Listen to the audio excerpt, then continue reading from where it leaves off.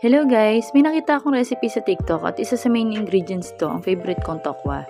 Mukha siya masarap kaya nainganyo akong gayahin. Hinugasan ko na nga pala to at pinunasan para hindi siya masyadong magtubig. Gagamit tayo dito ng carrots, patatas, bell pepper, bawang, sibuyas, tomato paste, keso at harina.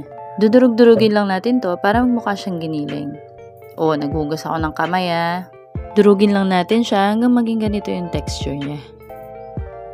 O diba, mukha na siyang giniling.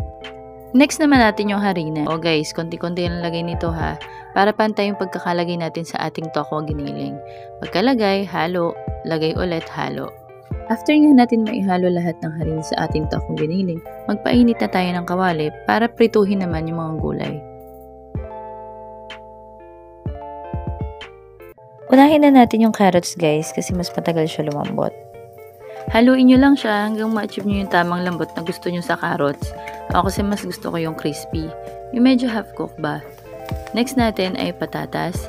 Same procedure lang din po, prituhin lang din natin at pag lumambot na, pwede na natin siyang hanguin.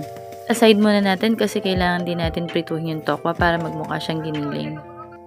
Nakita ko sa video na hindi na daw kailangan ng maraming mantika para maprito natin yung tokwa. Fake news pala yun. Dahil hindi ko na-achieve yung giniling look nung ginaya ko nasa video.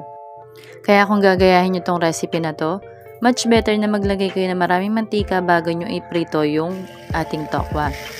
Mas crispy, mas maganda. At naiinip na nga ako maging brown itong niluluto ko, kaya sabi ko, tama na yan. Isinet aside ko na lang ulit at ginisa ang bawang at sibuyas. Hintayin lang natin lumabas yung aroma nito at saka natin ilagay yung bell pepper.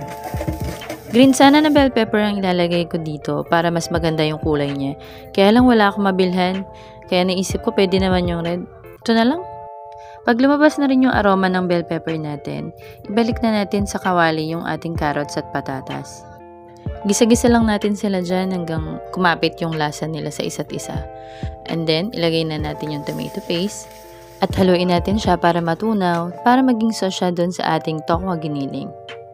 Hindi na nga pala ako naglagay ng tubig dito guys kasi lalabsak yung ating tokwa.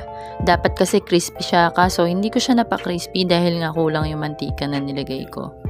Naglagay nga din pala ako ng garlic powder dito guys kasi tinikman ko siya at hindi nawawala yung asim ng tokwa kahit naglagay na ako ng maraming asin.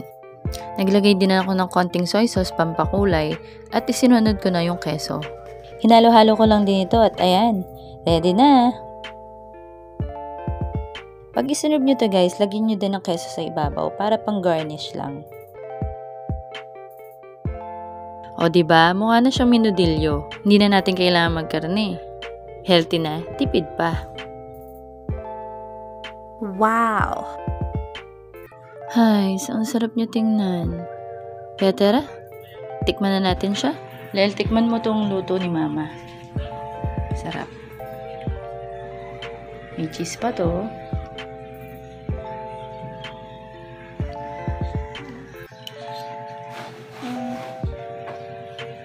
Ang lasa? Masarap hindi? Hindi? Kainin mo muna! You eat first! You eat! Masarap hindi?